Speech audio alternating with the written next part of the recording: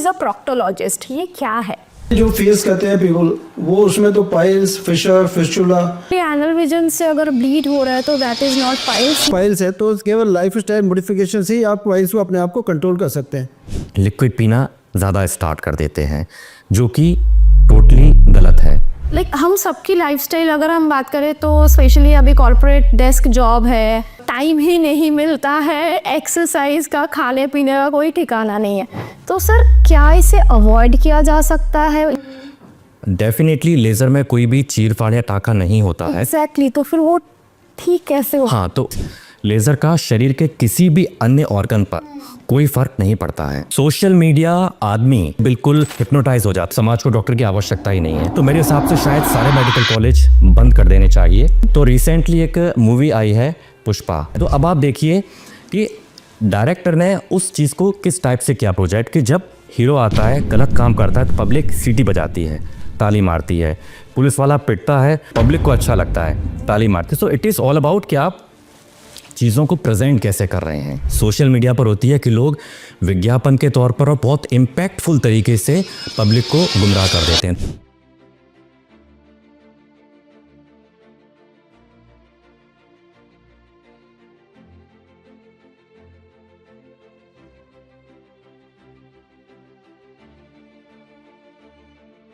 नमस्कार, स्वागत है आपका हैप्पी हेल्थ पॉडकास्ट में। जैसा कि हम देखते हैं, जानते हैं कि हम सबकी उम्र हो रही है। बढ़ती उम्र के साथ हम देखते हैं कि आंखों की रोशनी कम हो जाती है, डायबिटीज़ होता है, हाइपरटेंशन होता है, ब्लड प्रेशर होता है, जिसके लिए बीपी की गोली ली जाती है। कुछ ऐसी समस्याएं भी हैं जिसके बारे में शायद हम बात नहीं करते या जानते नहीं है कि किसके पास जाना है। खान पान की दिक्कत से कई बार होता है कि जो मोशन होता है या स्टूल होता है वो हम प्रॉपर्ली, कई ऐसे लोग होते हैं जो पास नहीं कर पाते हैं, दिक्कतें होती है, स्टूल से खून आता है, एनल विजन में इचिंग होती है। बट इन सब समस्याओं के लिए हमें किनके पास जाना है ये हमें पता नहीं होता। आज इसी विषय में बात करने के लिए हमारे साथ जुड़े हैं डॉक्टर DS मलिक सर, जो कि डायरेक्टर हैं general and lab surgery from eternal hospital. Sir सिर्फ यंगस्टर्स की ही नहीं, इवन 104 ईयर्स के पेशेंट की भी सर ने ट्रीटमेंट की है, जिसके लिए सर के पास कई सारे रिकॉर्ड्स भी है, खिताब भी सर को मिला है। एंड हमारे साथ आज है डॉक्टर मनीष राजपूत सर, जो कि कंसल्टेंट इंटरवेंशनल रेडियोलॉजिस्ट है फ्रॉम इटर्नल हॉस्पिटल। तो आज सर मैं आपसे एक चीज़ पूछना चाहूँगी कि प्रोक्टोलॉजी, इसके बारे में कई बार सुना है, ये प्रोक्टोलॉजी या हु इज़ अ प्रोक्टोलॉजिस्ट, ये क्या है? देखिए, प्रोक्टोलॉजी मेडिकल साइंस के एक ब्रांच है जी, जिसमें एनोरेक्टल रीजन में जितनी भी प्रॉब्लम्स होती है और साथ में सिग्मोइड कॉलन, तो anus, rectum and sigmoid colon की जो डिजीजेज होती है वो सब प्रोक्टोलॉजी में इंक्लूड होती है। जो कॉमनली जो फेस करते हैं पीपल, वो उसमें तो पाइल्स, फिशर, फिस्टुला, ये सबसे ज़्यादा कॉमन है जो ऑलमोस्ट हर आदमी को प्रॉब्लम करता है। लेकिन इसके अलावा भी और दूसरी बीमारियाँ जो इसमें प्रोक्टोलॉजी में आती है, जैसे सिग्मोइड ट्यूमर्स हैं, इंटेस्टाइनल ट्यूमर्स है, आगे पॉलिप है, इंटेस्टाइनल डिस्फंक्शंस है, इस तरह की जितनी बीमारियाँ होती हैं इस रीजन की, वो सब प्रोक्टोलॉजी में इंक्लूड होती है। सर थोड़ा सा अगर आप बताएं कि कौन कौन से और सर्जरीज या मतलब, ताकि हमें और डिटेल में थोड़ा समझ में आए। देखिए, क्या होता है कि अगर आप आम भाषा से आम आदमी के बारे में बात करेंगे तो वो एक शब्द जानते हैं, पाइल्स की प्रॉब्लम है। बिल्कुल। उनको एनल रीजन की अगर कोई भी प्रॉब्लम होती है तो वो आपके पास यही आके कंप्लेन करते सर मेरे तो पाइल्स की बीमारी होती है। उसके बाद में जब हम उनको पूछते हैं एग्जैक्टली तुम्हें प्रॉब्लम क्या होती है ये बताएं आप, मैं लेटरिन जाते टाइम दर्द होता है या ब्लीडिंग होती है, तब फिर वो अपना प्रॉब्लम्स बताते हैं कि साहब मेरे को लेटरिन जाने के बाद जस्ट बाद में दर्द होता है, उस टाइम पे भी दर्द होता है और बाद में उसके बाद में ईचिंग चलती रहती है। ऐसे ही कई बार बताएंगे साहब लेटरिन जाने के टाइम पे प्रॉब्लम ब्लीडिंग होती है। तो ये सब प्रॉब्लम्स भी बाद में जब स्पेसिफिक क्वेश्चन उनसे किए जाते हैं तब आती है। तो कॉमनली जो बीमारियाँ जैसे फिशर है, तो फिशर में क्या होता है कि जब एनस स्ट्रेच होता है लेटरिन जाते टाइम जोर लगाता है आदमी, तो जब स्ट्रेचिंग होती है तो कई बार जब हार्ड स्टूल आती है या कई बार पेशेंट की आदत होती है कि बैठे बैठे टॉयलेट में जोर लगाते रहते हैं, अब आएगी लेटरिन अब आएगी, जोर लगाते रहते हैं, तो कई बार ओवर स्ट्रेचिंग होकर कि वो इसकी नौसी फट जाती है, ये फिशर कहलाता है। और ये बड़ी पेनफुल कंडीशन होती है। जब एक बार फट गया तो जगह सेंसिटिव होती है, तो इसमें बहुत ज़्यादा दर्द होता है। उसके बाद में इसमें लेटरिन के पार्टिकल्स कई बार अटक जाते हैं, तो वो फिर बाद तक इरिटेट करता है। तो लेटरिन जाने के बाद में भी घंटे, 2 घंटे, 3 घंटे तक उसके इचिंग रहती है, बर्निंग सेंसेशन होता है, खुजली चलती रहती है, जलन होती है। ये सारी प्रॉब्लम्स फिशर में होती है। ऐसे जैसे कि मैंने बताया कि ये बीमारी लैट्रिन जाते टाइम जोर लगाने से ज़्यादा होती है। अब या तो उसके कॉन्स्टिपेशन में या इवन कई बार लूज मोशंस होते हैं तो बार बार उसको मोशन के लिए जाना पड़ता है, तो उसमें भी ओवर स्टिचिंग होकर के फिशर डेवलप हो जाता है। तो ऐसे ही लैट्रिन जाते टाइम जोर लगाने की वजह से ये पाइल्स की बीमारी डेवलप होती है। पाइल्स में कहते हैं जिसकी हेमोराइड की वेसल्स होती है, हेमोराइड वेसल्स जो कि रेक्टम को सप्लाई करती है, इनके कुशन्स होते हैं वो फूल जाते हैं जबकि लैट्रिन जाते टाइम जोर लगाते हैं। जो इनके कुशन्स में जो सॉफ्ट टिश्यू आता है या वेस्कुलर स्ट्रक्चर आता है ये डायलेट हो जाते हैं। जब फूल जाता है, जब हार्ड स्टूल वहाँ से पास होता है तो वो इसको स्ट्राइक करता है तो वो उसमें ब्लड आता है, तो उसमें ड्रॉप ड्रॉप ड्रॉप ब्लड आता है, या कई बार पिचकारी की जैसे है, कई बार हवाई जैसी भी आता है। तो वो कंडीशन होती है जो पाइल्स की होती है। ऐसे ही जब पॉलिप होता है तो उसमें क्या होता है, जब लैट्रिन जाते जोर लगाते हैं तो पॉलिप बाहर की तरफ आ जाता है, तो वो फिर ब्लीड करता है। अब पाइल्स के अगर अपन देखते हैं तो उसमें इनकी साइज़ के हिसाब से इनकी ग्रेडिंग आ जाती है, ग्रेड 1, 2, 3 एंड 4। ग्रेड 1 में तो क्या होता है, जब पेशेंट लैट्रिन जाता है तो उस टाइम ब्लीड करता है, वो बाहर नहीं आते। जैसे साइड में इंक्रीज होते हैं तो ग्रेड 2 में आ जाते हैं। तो ग्रेड 2 में जब पेशेंट लैट्रिन जाने के लिए बैठता है तो मस्से थोड़े थोड़े से बाहर आने शुरू हो जाते हैं। जैसे ही वो खड़ा होता है तो अपने आप वो रिड्यूस हो जाते हैं। ग्रेड 3 में उसके बाद में जाकर के होता है कि जब लैट्रिन जाते हैं बाहर आते हैं वो अपने आप अंदर नहीं जाते, उनको हाथ से पुश करना पड़ता है। और ग्रेड 4 में जो पाइल्स वो बाहर जाते हैं तो प्रोलेप्स पाइल्स कहलाते हैं, वो हाथ से पुश करने पे भी अंदर नहीं जाए। तो सर कोई भी बेसिकली एनल विजन से अगर ब्लीड हो रहा है तो दैट इज़ नॉट पाइल्स, ये हमारी भ्रांति है, मिथ्स है ये। These are all different. ये बिल्कुल मिथ है कि अगर ब्लीडिंग है तो केवल पाइल्स की वजह से ही है, लेकिन आम आदमी केवल एक ही शब्द जानता है, जैसे मैंने बताया आपको पाइल्स है, तो वो ये कहा सर मेरे तो पाइल्स से ब्लीडिंग आ रही है। अब हो सकता है उसके पाइल्स हो सकता है उसके पॉलिप हो सकता है इवन कैंसर भी हो अंदर, कैंसर ट्यूमर हो अंदर, वो ब्लीड कर सकता है। कई बार इवन अपर इंटेस्टाइन से भी ब्लड आ जाता है, उसमें जो ओकल्ट ब्लड कहलाता है। तो ब्लीडिंग के तो कई वजह होती है, लेकिन आम आदमी की अगर सोचे तो हम वो यही सोचता है कि सर मेरे तो पाइल्स हो रहा है। बिल्कुल। तो सर ये अगर किसी को पाइल्स हो गया या जो भी आपने बोला फिशर हो गया, तो इसके लिए क्या सर्जरी ही विकल्प है? ऐसा नहीं है कि सर्जरी ही एकमात्र विकल्प है, इसमें कई सारी चीज़ें होती है। जैसे सबसे पहले एकदम लाइफ स्टाइल मॉडिफिकेशंस बताते हैं उसको डाइटरी चेंज करने के लिए कहते हैं, उसको एक्सरसाइज के लिए बताते हैं। डाइट में स्पेशली हम ये बताते हैं कि एक तो फाइबर डाइट आप ज़्यादा लें, पानी ज़्यादा पिएं, सब्जियां ज़्यादा खाएं, स्पेशली ग्रीन वेजिटेबल्स, आपके फ्रूट्स खाएं, सैलड्स खूब लें। इन सब चीज़ों से पेट साफ़ रहता है। और अगर पेट साफ़ रहेगा, आपको लैट्रिन जाते समय जोर लगाने की जरूरत नहीं पड़ेगी, तो पाइल्स डेवलप ही नहीं होंगे। तो इसलिए अगर इनिशियल स्टेजेस में ही पाइल्स है तो केवल लाइफ स्टाइल मॉडिफिकेशन से ही आप पाइल्स को अपने आप को कंट्रोल कर सकते हैं। उसके बाद कुछ प्रोसीजर्स होते हैं जो सर्जरी नहीं होती, जैसे कई बार हम इसमें इंजेक्शन लगा देते हैं पाइल्स में, स्क्लोजर्स के आते हैं जो कि इंजेक्शन पाइल्स में इंजेक्ट करते हैं तो ब्लीडिंग बंद हो जाती है। या कई बार जो मेडिकेशंस देते हैं, ट्यूब्स देते हैं लगाने के लिए, उससे आराम आ जाता है। लेकिन साइमल्टेनियसली हमें कब्जी को और स्ट्रेनिंग पार्ट को कंट्रोल करना चाहिए। जब वो कंट्रोल अगर नहीं होंगे तो ये प्रॉब्लम बढ़ती है कि फिर तो अल्टीमेटली सर्जरी करवानी पड़ेगी। अब सर्जरी में भी क्या होता है कि जब पहले तो हम इनको काटते थे जो कि हेमेटेक्टमी कहलाती है, लेकिन उसमें परेशानी ज़्यादा होती है। बाद में कई बार पोस्ट ऑपरेटिव पेन होता है, कई बार ब्लीडिंग भी हो जाती है। लेकिन अगर ग्रेड 4 पाइल्स की अपन बात करें तो आज की तारीख में भी गोल्ड स्टैंडर्ड हेमेटेक्टमी ही कहलाती है।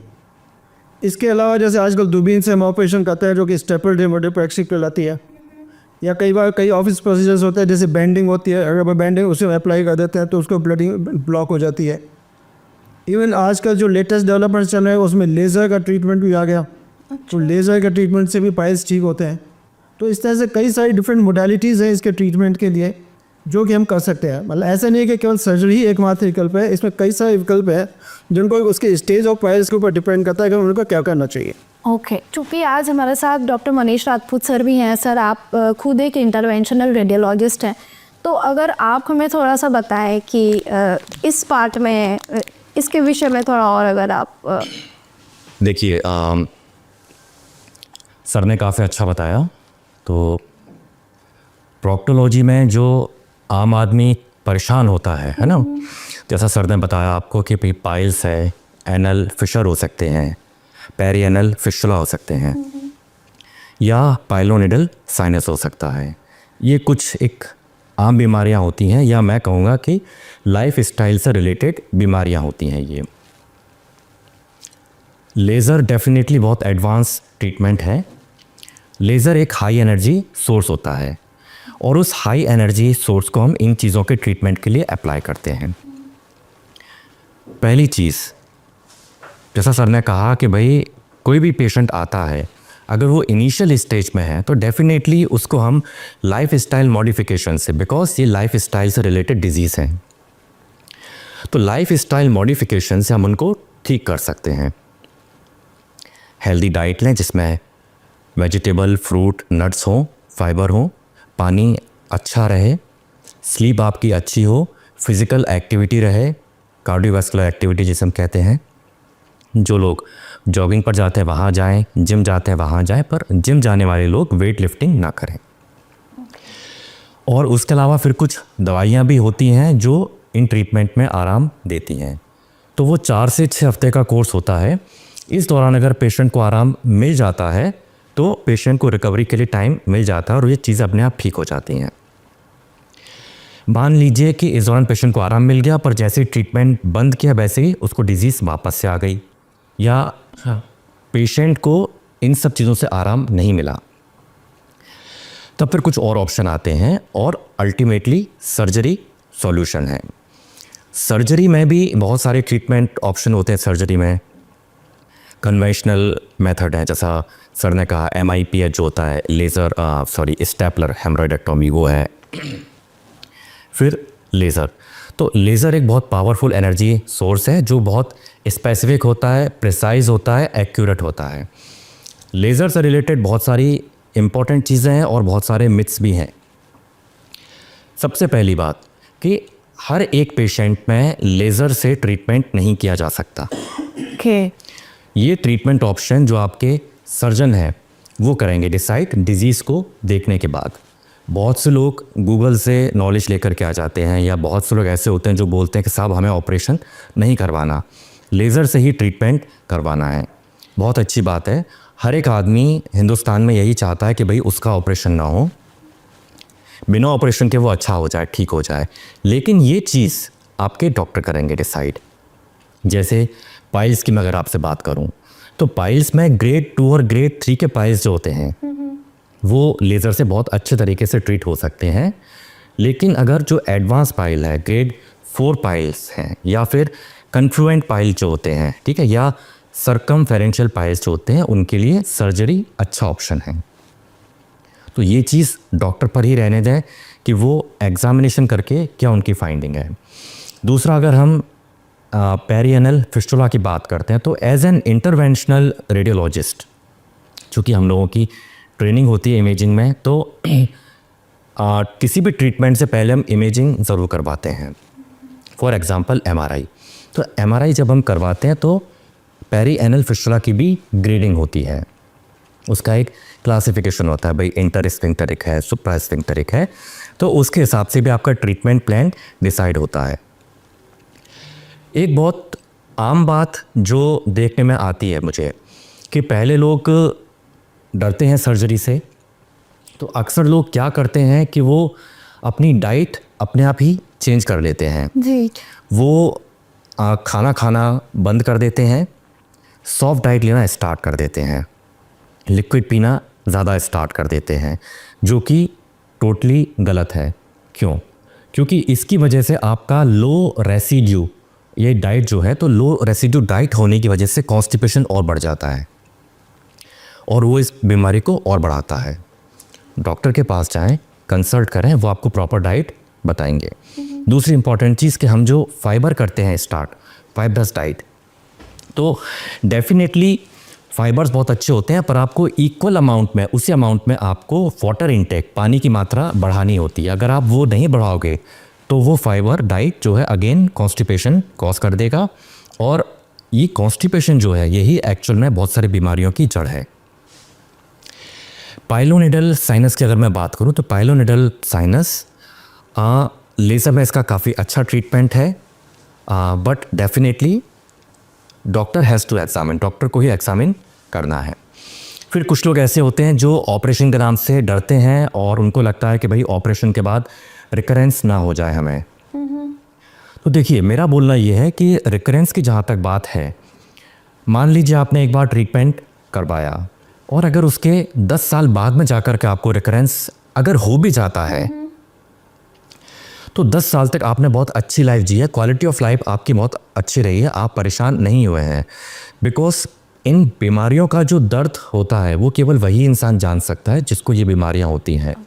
और वो लोग वाकई इतने कष्ट में होते हैं, वो कहीं हकीम के पास जाएंगे, कहीं और जाएंगे, कोई उन्हें कुछ और उपाय बताता है, तो वो अल्टीमेटली परेशान ही होते रहते हैं, क्वालिटी ऑफ लाइफ उनकी बहुत ज़्यादा पुअर हो जाती है। तो आप 10 साल तक सिर्फ ऑपरेशन के डर से अगर आप ट्रीटमेंट नहीं करा रहे हैं तो आप सिर्फ और सिर्फ अपनी बीमारी को बढ़ा रहे हैं और उसे कॉम्प्लिकेट कर रहे हैं, और उस कॉम्प्लिकेशन के बहुत सारे दुष्परिणाम भी हो सकते हैं। तो जैसे ही किसी को इस टाइप की बीमारी हो वो तुरंत अपने डॉक्टर के पास आएँ, सही सलाह लें और बीमारी शुरू होते ही अपना ट्रीटमेंट करवा लें। ऑपरेशन से न डरें, बहुत सारे अच्छे रास्ते हैं, बिना ऑपरेशन के भी हो सकता है, दवाइयों के भी हो सकता है। लेज़र एक बहुत अच्छा ट्रीटमेंट ऑप्शन है, लेकिन doctor has to decide. So basically sir मुझे जितना समझ में आया आप दोनों से बात करने के बाद कि ये एक टोटल टीम वर्क है, आप दोनों का ही इन्वॉल्वमेंट ज़रूरी है in order to do treatment for these patients. Definitely मेरा बोलना भी यही है कि जहाँ पर भी हम इस तरीके के एडवांस ट्रीटमेंट की बात करते हैं तो एक मल्टी डिसिप्लिनरी एक्शन होना चाहिए। एक पेशेंट जो जिस फेथ के साथ आ रहा है, भरोसे के साथ आ रहा है, उसका वो भरोसा मेंटेन रहना चाहिए और उसको बेस्ट पॉसिबल ट्रीटमेंट मिलना चाहिए, जिसमें अलग अलग ओपिनियन होते हैं, अलग अलग राय होती हैं, अलग अलग एक्सपर्टीज़ होती है। जैसे मैं अगर बात करूं सर्जन की, तो सर्जन जो है उनकी शरीर की एनाटॉमी बहुत स्ट्रांग होती है। वो प्रोक्टोलॉजी की जो डिजीज़ेस हैं उनको बहुत अच्छे तरीके से समझते हैं, पैथोफिजियोलॉजी बहुत अच्छी होती है। वहीं अगर मैं आईआर की बात करूं तो आईआर की डेफिनेटली मशीन्स की नॉलेज बहुत अच्छी है, जो एडवांस टेक्नोलॉजी उनकी नॉलेज अच्छी है, स्किल है, आर्टिफिशियल इंटेलिजेंस। तो जैसे हमारे हॉस्पिटल में, यहाँ पर एटर्नल हॉस्पिटल में हम लोग टीम वर्क में ये काम करते हैं और हाइब्रिड प्रोसीजर हम करते हैं ताकि पेशेंट का एक बार में कंप्लीट सॉल्यूशन हो जाए। सर मैं आपसे एक बार पूछना चाहूँगी कि जैसा कि आप दोनों ने ही बोला कि ये लाइफस्टाइल डिजीज़ है, तो एक तो मुझे एक सवाल पूछना है जो बहुत ज़्यादा दिमाग में आ रहा है कि हम सबकी लाइफस्टाइल अगर हम बात करें तो स्पेशली अभी कॉर्पोरेट डेस्क जॉब है, टाइम ही नहीं मिलता है, एक्सरसाइज का, खाने पीने का कोई ठिकाना नहीं है। तो सर क्या इसे अवॉइड किया जा सकता है या ऐसे सर्जरीज या यहाँ तक पहुँचे, जैसे कि आपने बोला कि अगर इनिशियल स्टेज है तो हम इवन मेडिसिन से ठीक हो सकते हैं, तो कैसे अवॉइड कर सकते हैं? एंड सेकेंडली सर मैं एक चीज़ और पूछना चाहूँगी कि अगर फैमिली में फादर मदर को अगर किसी को ये सर्जरीज हुए हैं, फिशर का प्रॉब्लम है या फिशुला, तो वो क्या नेक्स्ट जनरेशन को हो सकता है या हमें कुछ उसके प्रिकॉशंस लेने पड़ेंगे क्या? देखिए ऐसा है, ये बीमारियाँ जेनेटिक नहीं है। ओके तो अगर ऐसा है कि पेरेंट्स के किसी का तो बच्चों के होगा ही होगा, ऐसा कोई ज़रूरी नहीं है। लेकिन मोस्ट ऑफ द टाइम क्या होता है कि खान पान, रहन सहन, उनके रीति रिवाज वो सब कॉमन होते हैं। तो जो हैबिट्स उनके पेरेंट्स की होती है वही हैबिट्स उनके बच्चों में भी आ जाती है, तो इस वजह से वो बीमारी हो सकती है, उनमें भी हो। लेकिन ऐसा जेनेटिक बीमारी नहीं है, कह सकते हम इसको। दूसरा, जहाँ तक इनको अवॉइड करने का सवाल है, अवॉइड करने का तो एक ही तरीका होता है कि हम अगर प्रिकॉशंस रखें पहले से। अब प्रिकॉशंस इसमें यही आती है कि आप अपनी लाइफ स्टाइल डिजीज़ है तो अपनी लाइफ स्टाइल को अच्छी तरह से बना रखें। टॉयलेटरी ट्रेनिंग होनी चाहिए, तो उसमें यह है कि आपको ज़्यादा देर वहाँ नहीं बैठना, ज़्यादा देर स्ट्रेनिंग नहीं करनी। आप बैठो 5 मिनट बैठ के आ जाओ, उठ के आ जाओ। अगर दोबारा से प्रेशर बनता है तो दोबारा से आप जाओ लेटिन जाओगे। लेकिन ये नहीं कि वहाँ बैठे बैठे आधा घंटे तक, पौन घंटे तक बैठे बैठे जो लगाते हैं सब अब आएगी या पेट तो एक बार में साफ़ हो जाएगा। तो ऐसी चीज़ें अवॉइड करनी चाहिए, तो ये बीमारी अवॉइड हो सकती है। फिर अगर बीमारी हो गई तो इनिशियल स्टेजेस पे अगर आप डॉक्टर के पास चले जाते हो तो यह है कि उसका ट्रीटमेंट उसी स्टेज पे हो जाता है, तो आगे आपको ऑपरेशन की नौबत नहीं आती। बिल्कुल, ऑपरेशन की नौबत जब भी आएगी जब आपने बीमारी को काफ़ी बढ़ा ली और उस स्टेज पे फिर वो दवाइयों से इनसे ठीक नहीं होती, तो फिर आपको सर्जरी ही करवानी पड़ेगी, और कोई ऑप्शन नहीं है। बिल्कुल। सर जैसे कि सर ने बोला कन्वेंशनल मेथड सर्जरी, आपने बोला लेज़र, तो एज नॉर्मल पीपल या आम आदमी की हमेशा लगता क्या है, हमें भी यही सोच आती है कि कुछ एडवांस लेज़र वगैरह टर्म्स जैसे हो जाते हैं वो बहुत महंगे हैं, हम तो भाई सर्जरी ही कराएंगे, पॉसिबल नहीं है। तो इसमें आपको कुछ कहना है कि कॉस्ट रिलेटेड कोई डिफरेंस या लेज़र में? देखिए जहाँ तक कॉस्ट की बात है तो एडवांस ट्रीटमेंट जो भी होते हैं वो डेफिनेटली कॉस्टली होते हैं, लेकिन हम उसको इन टर्म्स में न देखें। हम उनको किस टर्म में देखते हैं?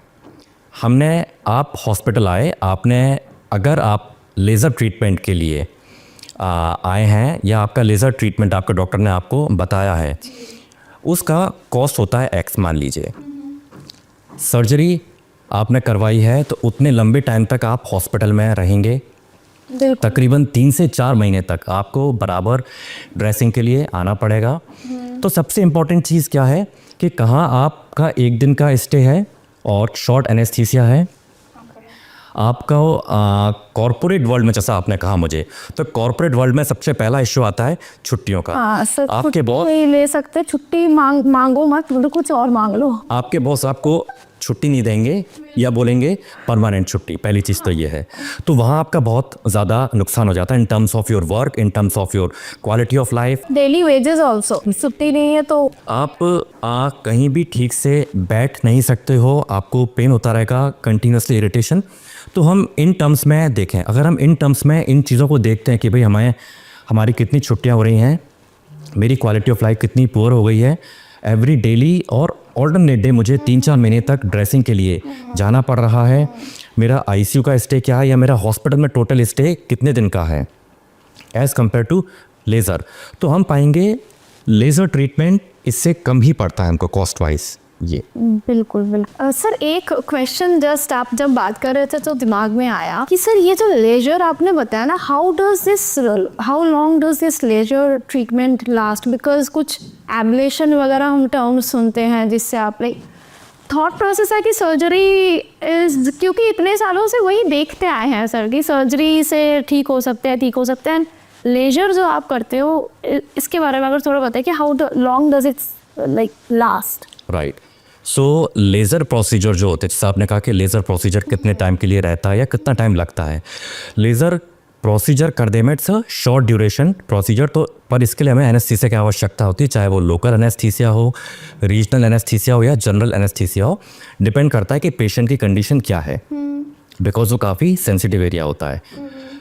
डेफिनेटली लेज़र में कोई भी चीर फाड़ या टाका नहीं होता है। एग्जैक्टली, तो फिर वो ठीक कैसे हो? हाँ, तो लेज़र एनर्जी बहुत प्रिसाइज एनर्जी होती है, जिससे हम जो भी ट्रैक्ट है या फिशर है उसका टिश्यू को बेसिकली हम फाइब्रोस्ड कर देते हैं, और वही हम चाहते हैं कि वो टिश्यू फाइब्रोस्ड हो जाए और वहाँ पर कोई जो एडजेसेंट टिश्यू हैं उनको कोई नुकसान ना हो। तो लेज़र एनर्जी बहुत प्रिसाइज एनर्जी होती है, जो हम यूज़ करते हैं 1470 डायोड लेज़र जो होता है वो बहुत प्रिसाइज होता है और आसपास के टिश्यू पर कोई इफेक्ट नहीं डालता है, केवल जहाँ पर आपने किया है वहीं पर ही अपना इफेक्ट देता है।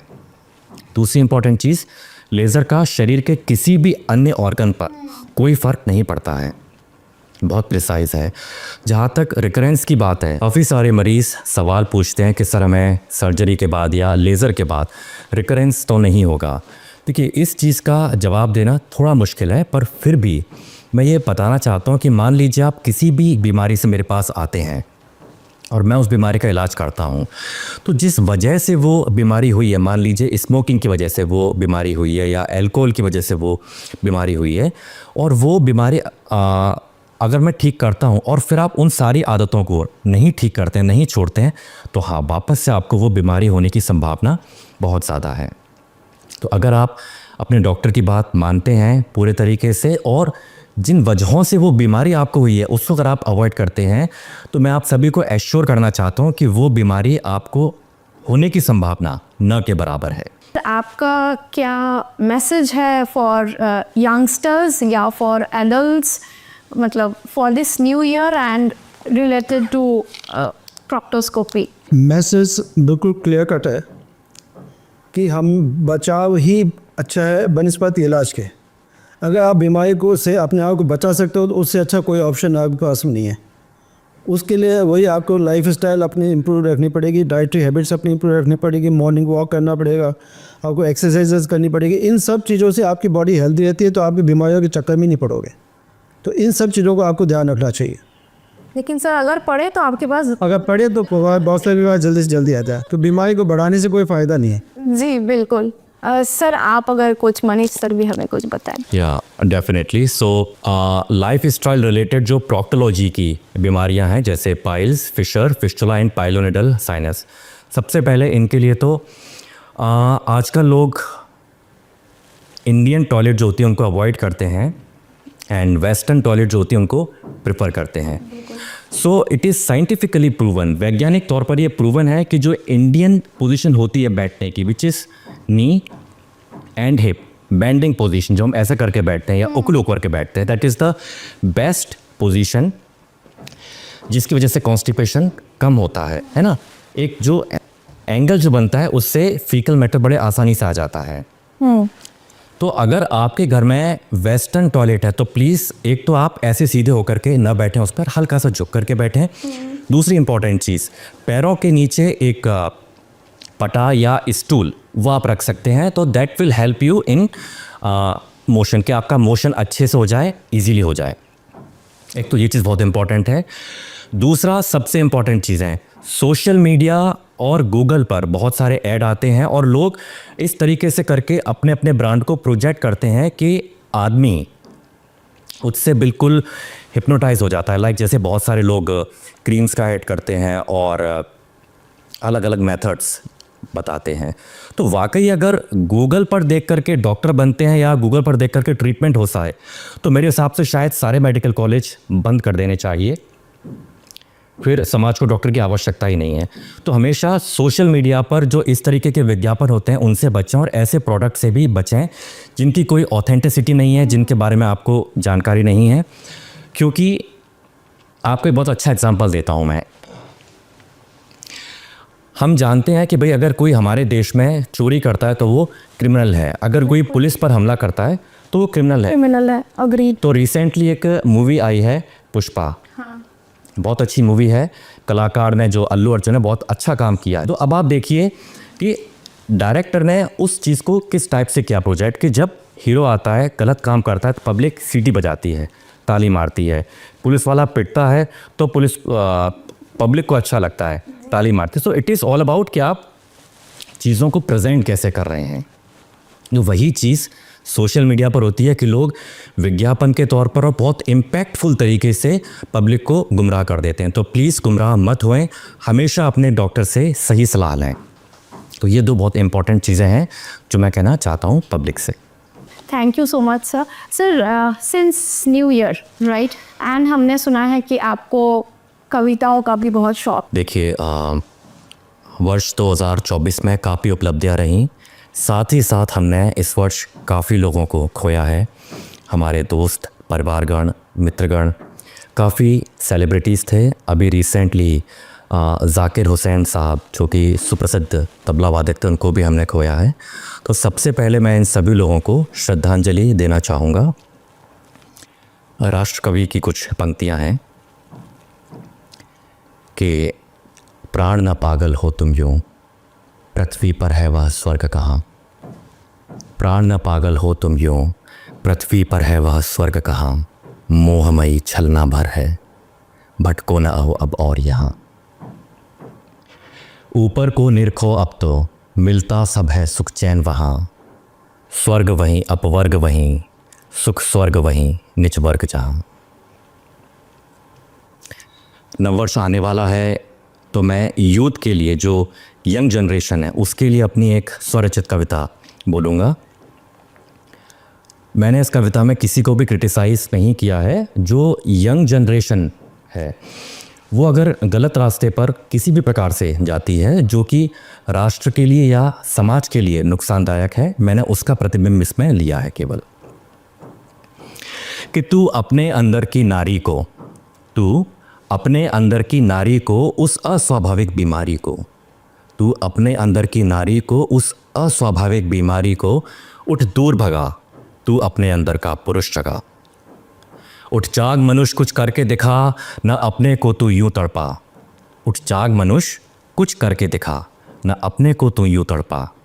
है उद्देश्य अगर एक जीवन में, ना होंगे सवाल तेरे मन में। और क्षमताओं को तू अपनी निखार, कर गर्जना अपना क्षितिज सवार। क्षमताओं को तू अपनी निखार, कर गर्जना अपना क्षितिज सवार।